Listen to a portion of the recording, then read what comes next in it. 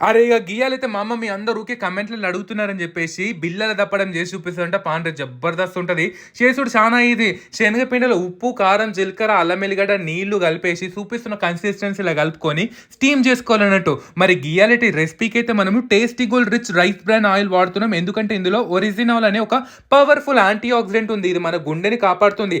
అంతేకాదు చెడు కొలెస్ట్రాల్‌ని తగ్గించి మంచి కొలెస్ట్రాల్‌ని పెంచుతుంది. ఈ ఆయిల్ ఫిజికల్లీ ప్రాసెస్డ్ అంటే ఎటువంటి కెమికల్స్ కూడా లేవు అన్నట్టు. ఇందులో విటమిన్ ఏ, డి గుణాలు గూడా ఉన్నాయి గాబట్టి బాడీకి చాలా చాలా యూజ్‌ఫుల్ ఉంటది. అంతేగాకుండా రెగ్యులర్ ఆయిల్స్ కంటే గూడా ఈ ఆయిల్‌లో ఎక్కువ మంచి గుణాలున్నాయి. అందుకే మీరు కూడా వాడండి. మీ గుండెని కాపాడుకోండి. మంచిగా నూనె కాగిన తర్వాత ఆవాలు, జీలకర్ర, మినపప్పు, శనగపప్పు అట్లనే కల్యమాకు, పచ్చిమిరపకాయలు, సన్నగా కోసుకున్న ఉల్లిగడ్డలు, అల్లం ఎల్లిగడ్డ, దొడ్డుప్పు, ఇంగువ, పసుపు, కారం మొత్తం అంతా బెల్లము, చింతపండు నానబెట్టుకొని ఉంటారు గదా! ఆ పులుసు పులుసు పిసికి పోసేసుకొని మంచిగా ఈ స్పాంజ్ ఉడికిన బిళ్ళని లేసేసి కొత్తిమీర ఏసుకొని మరగబెట్టిర్రంటే బిళ్ళల పులుసయితే